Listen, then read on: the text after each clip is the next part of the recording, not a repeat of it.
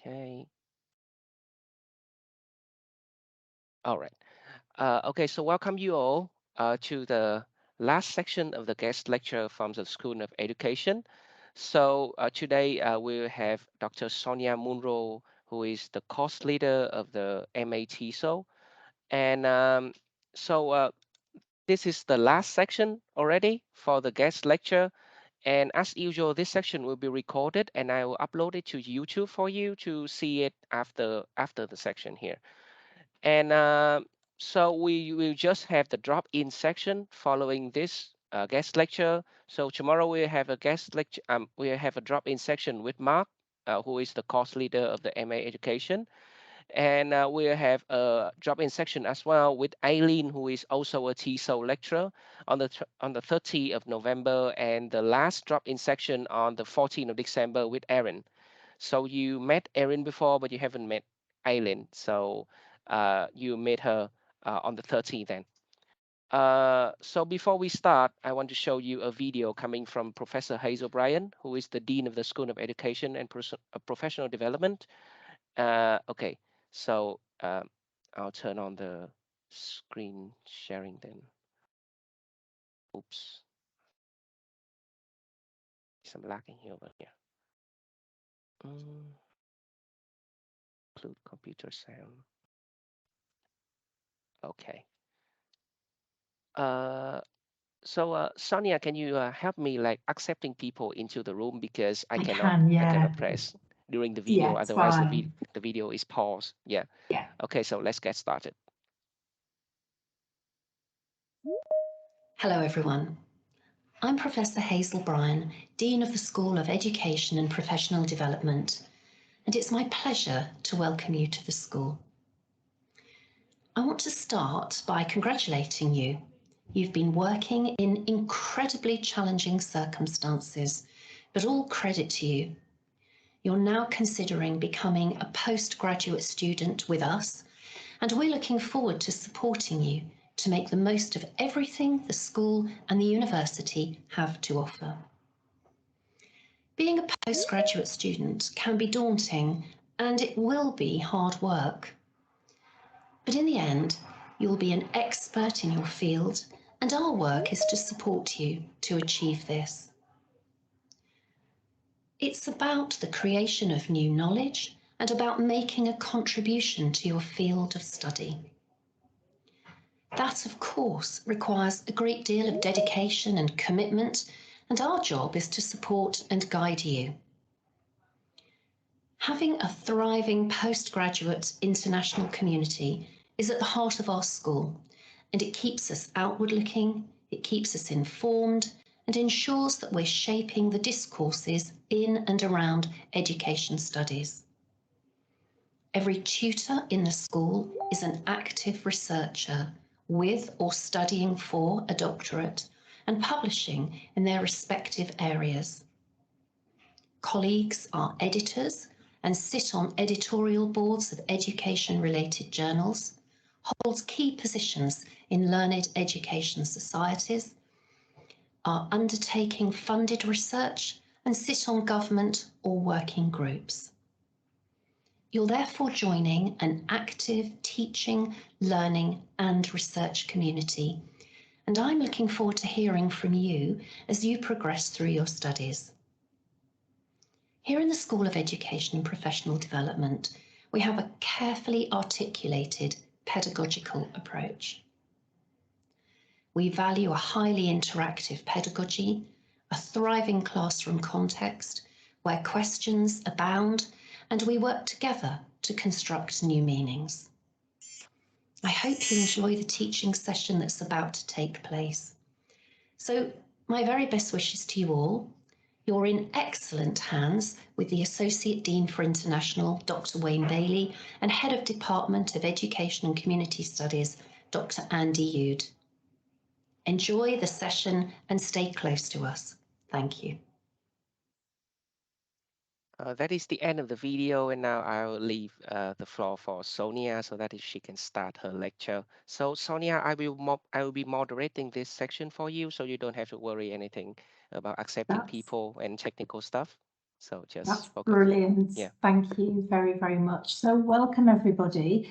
My name is Sonia Munro and I am the course leader for the MA TESOL.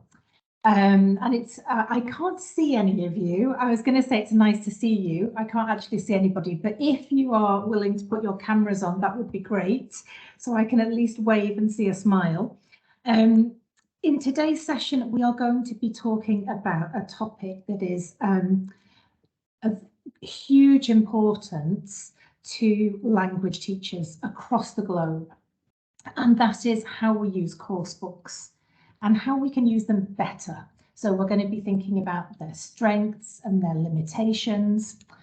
And also we are going to be looking at how we can actually consider our students' needs better when we're using course books so that we use them more effectively. Now, on the MA TESOL, we have an option where students can choose a module. They can either choose a traditional dissertation, where you choose a topic that you're interested in, do some research, and then write up that research. Or you can take a different module called Materials Development for TESOL. And materials development is the same level as a dissertation, it's the same amount of work, it's the same level of difficulty, but it's very different because it involves studying how materials are designed for teaching and how they're used. And as part of that, we ask you to evaluate some course books and also design your own teaching materials. And that's the key part of the assessment. So I really wanted to talk to you today about course books because it is such an important topic. Why? Well, the reason for that is, first of all, that course books are used all over the world. They are hugely popular and they are typically seen to be actually the most common method of presenting teaching material. And there isn't a huge amount of research actually into how many teachers use course books, but the research which does exist suggests that they are hugely popular. So for example, Tomlinson did a survey where he asked teachers if they used coursebook and if they did, how often. And he found that 92% of teachers regularly use a coursebook, which is a huge number and highlights the importance of the topic. Another survey was done by the British Council, and their figure is lower. They found that 65% of teachers always or frequently use a course book. But interestingly, only 6% of teachers have said that they never used a course book.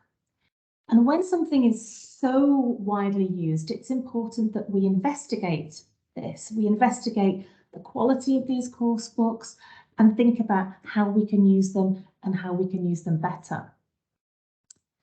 And some evidence for how popular course books are is evident in the size of the English language teaching publishing industry.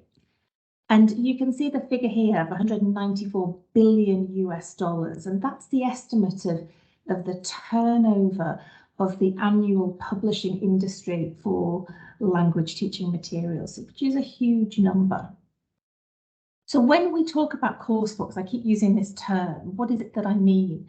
Well, I'm sure if you've learned a language or if you've been a teacher, you will be familiar with what we call a global course book. Now, these are course books which are designed to be used across the world. They're not designed for any particular setting or any particular country. Oh, I've got a thumbs up there. Thank you. Somebody recognises this now. But these course books are designed for a particular group of people like adults or young adults or children, but they're not designed for a particular context. They're not designed for certain schools. They're not designed for certain countries or parts of the world. So that term global means that there is an expectation that they can be used anywhere in the world, largely by anybody. There are also course books which are more specific. So for example, we have course books which might be linked to a particular aspect of language teaching, such as EAP, English for Academic Purposes, or Business English, for example. And we also have course books for exams. Now, there will be, I'm sure some of you in this group who've done IELTS, so you may be familiar with IELTS course books, ones which prepare you to undertake a specific exam and give lots of exam practice.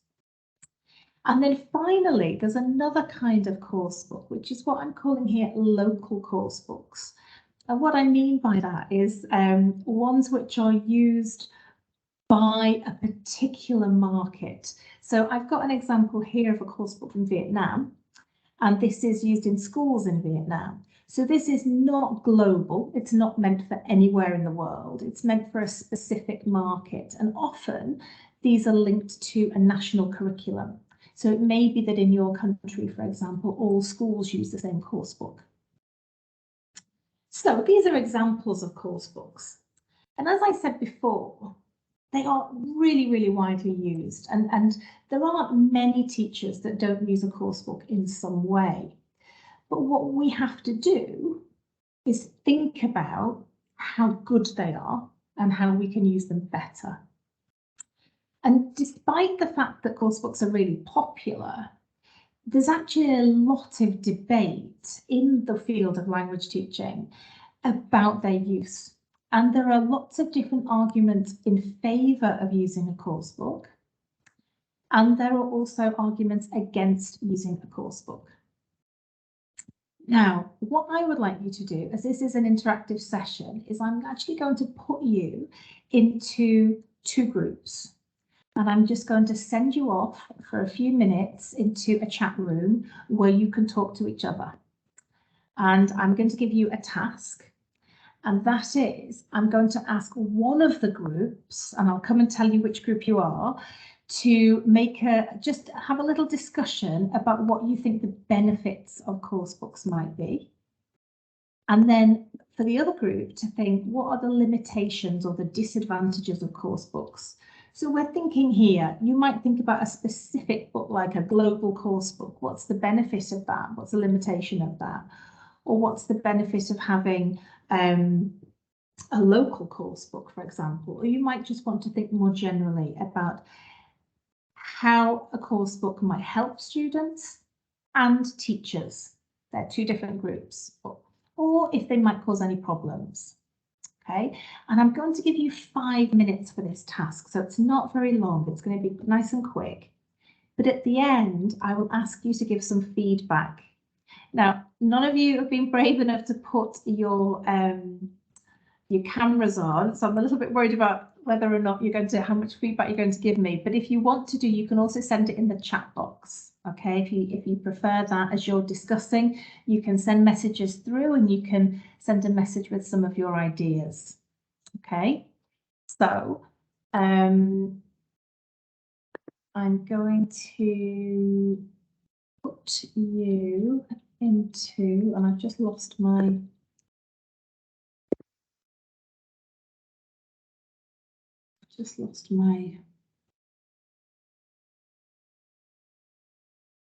no, I can't see where my What do you need? Breakout room or something? yeah, I can't see it. Okay, so I can break out the room for you if you want to. Yeah, that would be great. Yeah. Into 2 rooms, please. Yeah, 2 rooms. Okay, so I'll break into 2 rooms and I will divide the participant automatically. Is that okay? Yeah, that's great. Thank you. Okay, so the participant has been assigned. I think you. I'm not. Yeah, I think you can move between the 2 room then. I can't actually, for some reason, I can't see the breakout rooms icon at all. Okay, so. And I use it all the time, so I'm not sure. Okay, so you are currently in room 1. So if you want to move to room 2, I can move you to room 2 if you want to. Is that okay? I tell you what I'll do is yeah, I haven't got any icons for this. Could you send them a message and ask them to both rooms and ask them to discuss advantages and disadvantages? Okay, yeah. Is that all right? Yeah. Oh, okay, of course. Oh, people are still coming in. Okay, so I'm opening the two room now. Okay, brilliant. Okay.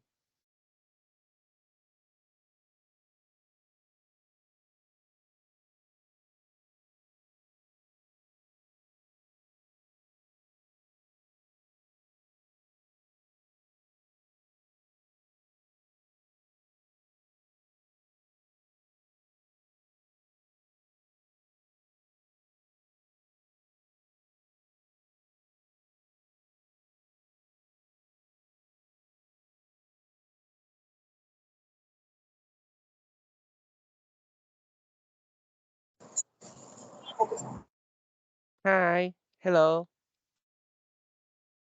Okay, so we got more students coming in.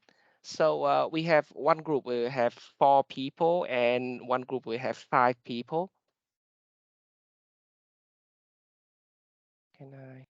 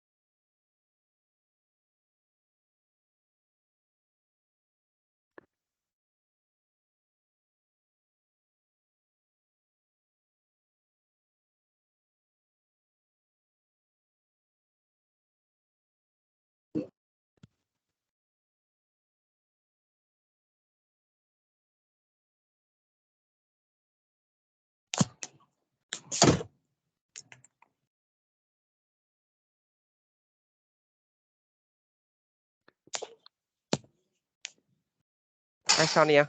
Hi, is everyone back? Yeah, everyone is here. Okay, brilliant. Okay, so I asked you to think about some of the benefits and limitations of coursebooks. So in terms of... Sorry. Let me mute. Right. Let me mute. Yeah. Let me mute her. Yeah. Okay. See, Yeah. okay. Hello. Hi, guys. If you are not speaking, so please mute yourself. Yeah. Thank you. Okay. Just to say, if you want to ask questions at any time, you're very welcome. Hi, Bridget. Hi. Hello. So I asked you to think about the benefits and limitations of coursebooks. Okay, so let's think of some of the benefits. First of all, they're time saving.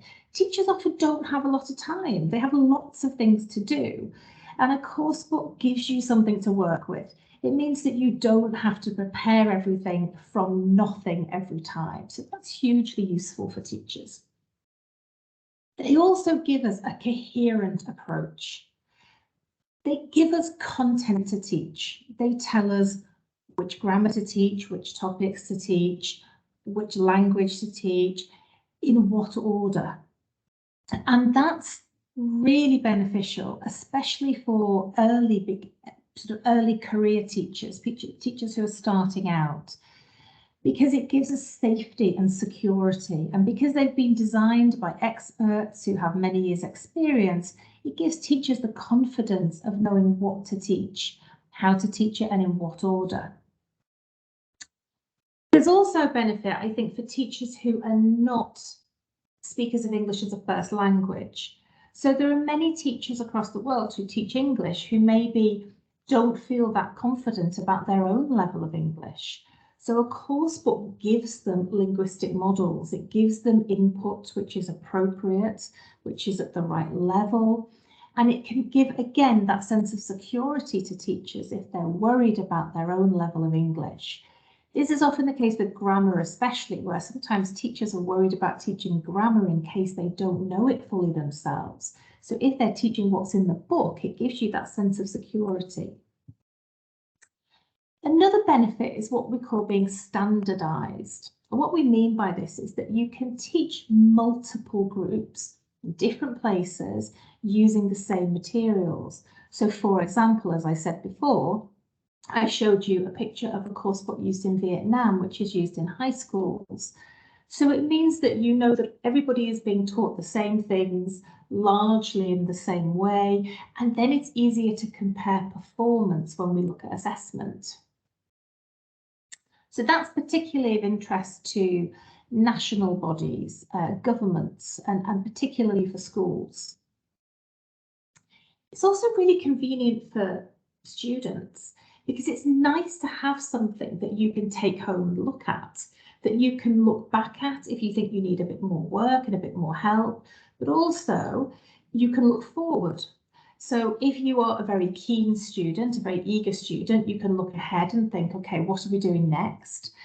Or if you're a student who thinks maybe you need a bit more help, you can look back at what you did previously.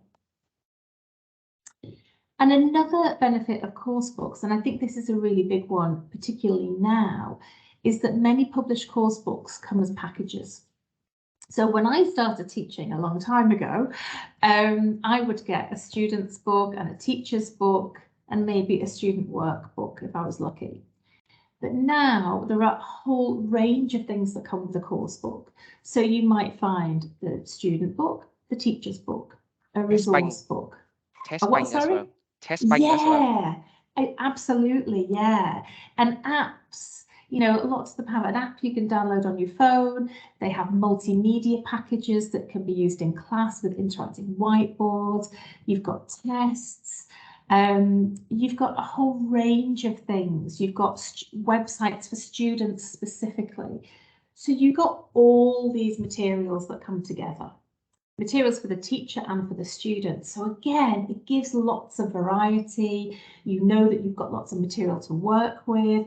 And for a teacher, that's fantastic. Lots of support, lots of material. But as I said before, there are also lots of criticisms of coursebooks.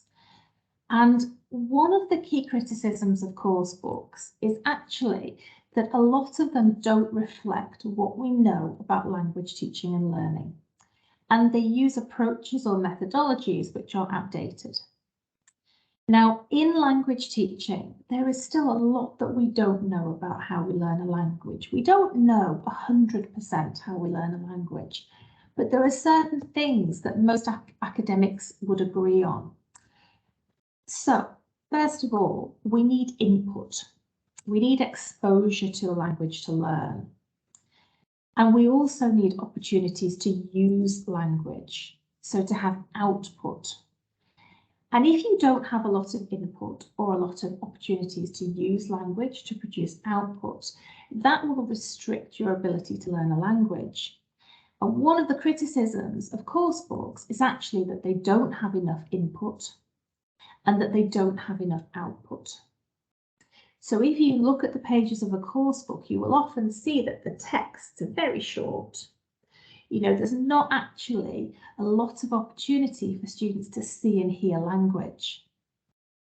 And in terms of output of using language, what we often find is that in some course books, there are opportunities for students to do exercises, things like fill in the missing word or practice grammar, but not enough opportunities for students to speak freely, to practice using language in a more realistic, everyday way.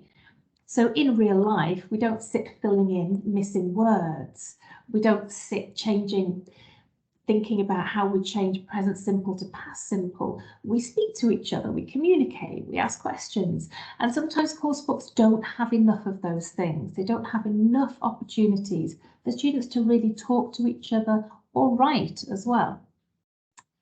Another criticism of course books also relates to what we know about language learning, and that's that we don't learn in a simple movement forward. We don't learn one thing, move on to the next, then move on to the next, and then move on to the next, learning each thing perfectly. That doesn't happen. So that means that actually what we need to do is we need to recycle language. We need to revisit it. And we need to make sure that we don't just teach something once and then never go back to it. And this is something that people say that course books are guilty of. They don't revisit or recycle language enough. They do something in chapter 1, and then you don't do it again for another year. And actually, students need to keep revisiting that language to help them process it, understand it, and learn it and use it. So that's the first key criticism of the course books, is that they don't reflect what we know about language learning. Another is that they disempower teachers, and requiring or asking teachers to use course books actually can be a negative thing because it stops teachers doing the things that their students are interested in or the things that their students need. For some teachers, there is a tendency to treat a course book as though it is a script, as though we have to work through it exactly, never change it, and just do what is in the book, rather than looking at our students in the class and thinking, what do they need? What are they interested in? What will motivate them and inspire them? What will make them want to communicate? One of the criticisms sometimes teachers have of classes is, well, my students don't talk. Why can't I get my students to talk? And sometimes that's because actually the materials they're using are not interesting for students. And teachers are too busy trying to get through the course book and use what's there rather than actually thinking about how they can motivate and inspire their students and encourage them to use language by giving them things that are interesting and relevant to them. So if I look at my course book and I see there's a topic on, for example, elderly people, I might think that's a very interesting topic, but it might be that I think maybe my students won't. So I have to make a decision about whether or not to use it. But sometimes teachers follow the course book and they forget that actually we don't teach a course book, we teach students, and we need to think about our students, not just what's in the book. And linked to that, there are global course books are designed for everybody, and therefore they don't reflect local cultures. And sometimes that means that the content is inappropriate. It can be inappropriate. And there are some what we call versioned course books, which means that there are course books that are a version of a global course book for a specific market. So you might have a global course book and then a version of that that is used, for example, in Poland. But actually, there's some research suggests that there's not really a lot of difference between the global and the version course books. They tend to be the same. And therefore, they're not really reflecting local cultures, local interests, local concerns, what's happening in those students' lives. And therefore, they don't feel relevant or interesting. Now, the criticism that comes from that is that course books are boring, that they are bland, that they all have the same topics, because course book publishers are trying to produce something for millions and billions of people, and therefore meeting nobody's actual needs or interests. And Gray uses an acronym, PARSNIP, to summarize the content of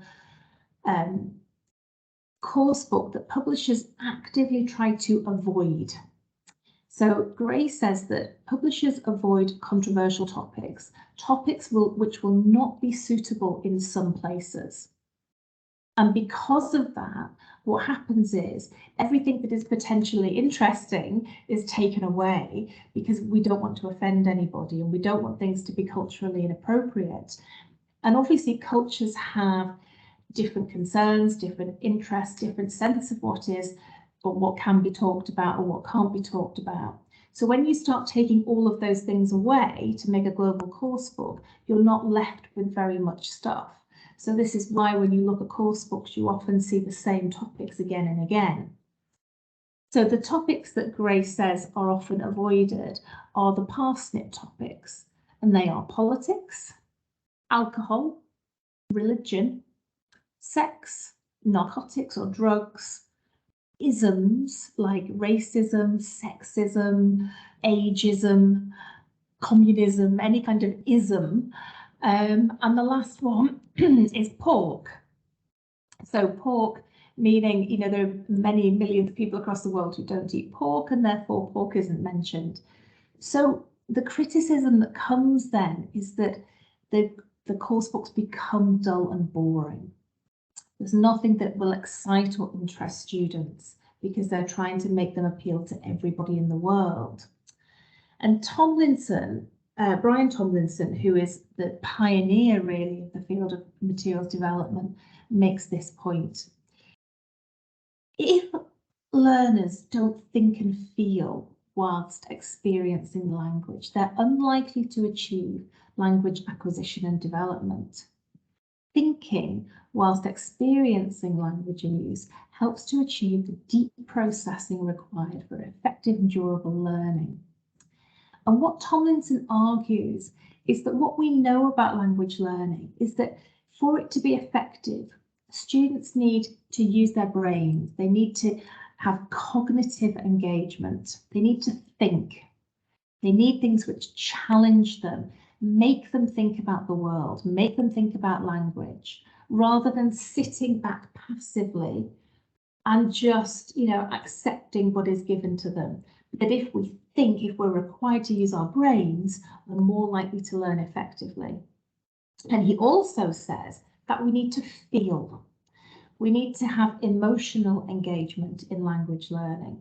Because if we feel something, anything, whether it's happiness, frustration, annoyance, anger, irritation, whether they're positive or negative emotions, it will help things to be more memorable and it helps us to learn more effectively. And so if we follow this approach, what we need our course books to do is to be challenging. They need to make us think. They need to be interesting. So students want to learn about them. They want to think about them. They want to talk about those topics. And they need to be relevant to people's lives. So if we are able to give students topics and activities which are related to their everyday lives, they are more likely to be interested in them, they are more likely to think about them, they are more likely to feel something about them, they are more likely to want to talk about them, and this will aid the language learning process.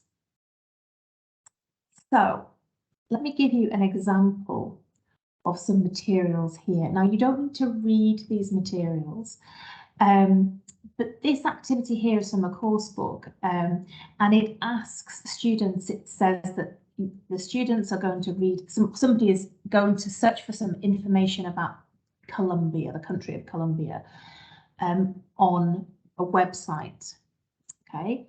And it asks the students to read that text about Colombia. And after they've done that, there is this activity here.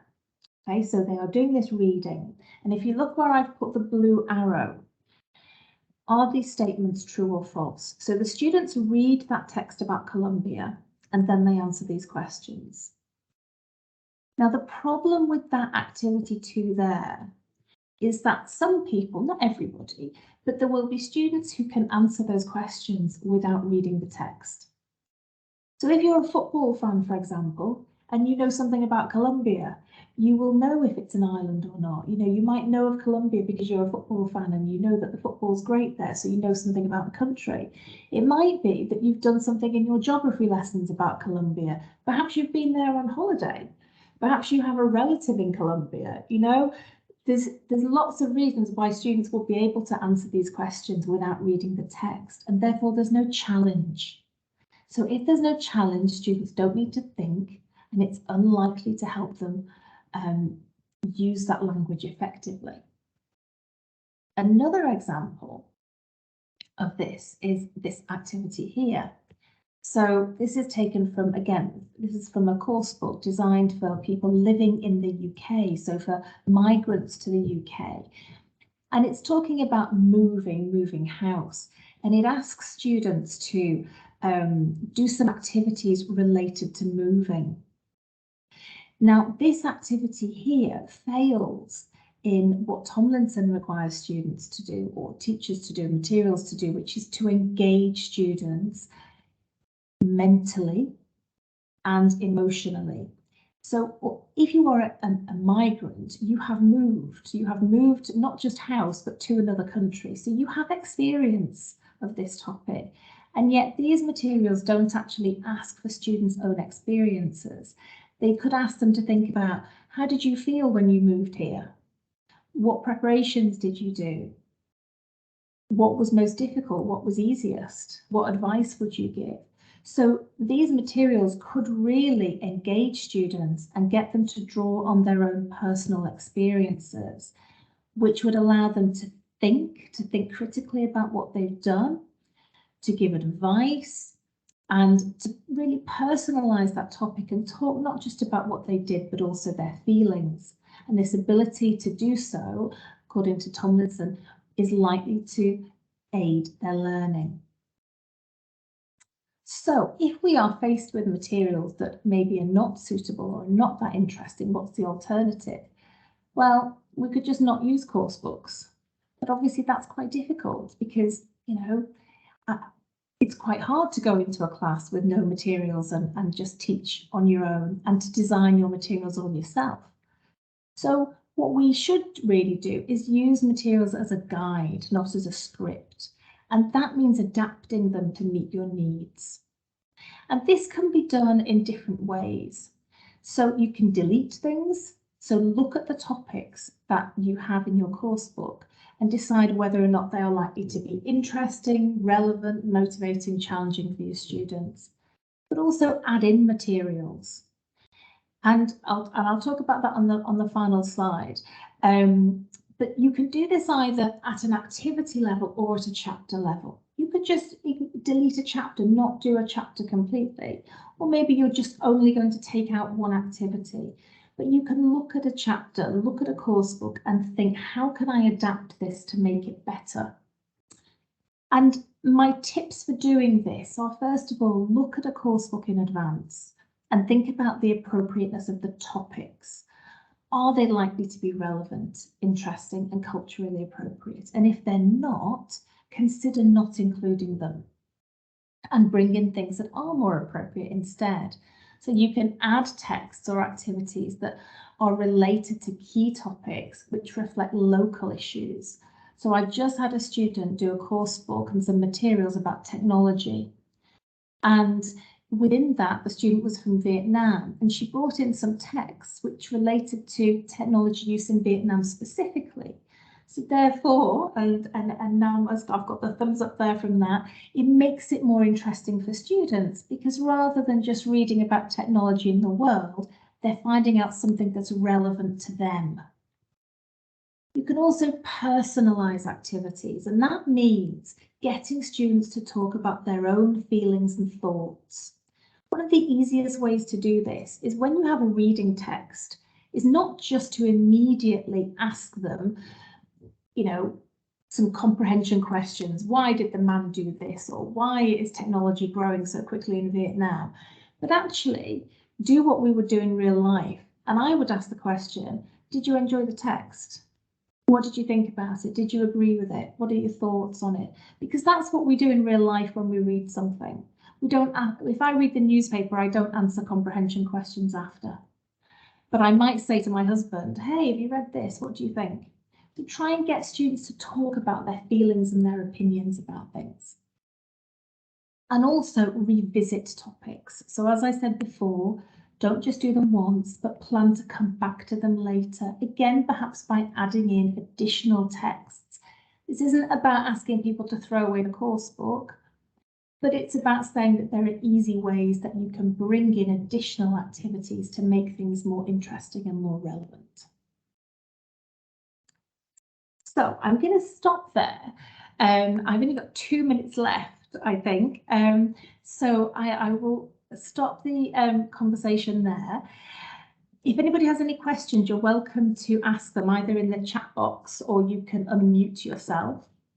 I hope that if you do enjoy us, that if you do come and join us, I hope you've enjoyed the session, and that I might see you in the materials development module. And as I said, if you do have any questions, then please do let me know. Hi guys, if you have any comments or question for Sonia, please type your question and comment into the chat box or unmute yourself. So personally, I really enjoy this section actually, Sonia. Thank you, Noel. Yeah, I took a BA in TESOL back then when I was in Vietnam. So yeah, I got a grasp of this. So some of this feels familiar to you then? Yeah, it's a little bit like nostalgia for me. Yeah, nostalgia, that's nice. It's always nice to have a bit of nostalgia. Yeah. I noticed, I could see you nodding when I was talking about, I was showing the picture of the course book from Vietnam. Yep. Did that bring back memories? That's the new course book. We changed the okay. course book for a few years already. Yeah. Okay. So Anybody else? guys, anybody?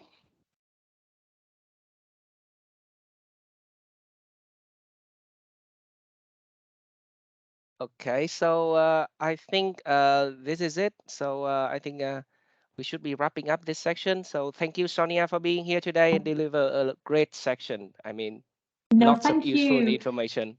Thank you for your help, and thank you everybody for coming today. And I hope that we see you in January or September. Yep. Most of the students here will arrive here in January, so I think you meet them in January then. Okay, brilliant. Well, if you see me, come and say hi, because obviously I haven't seen your faces today. So if you see me in the corridor, please say hi. Yeah.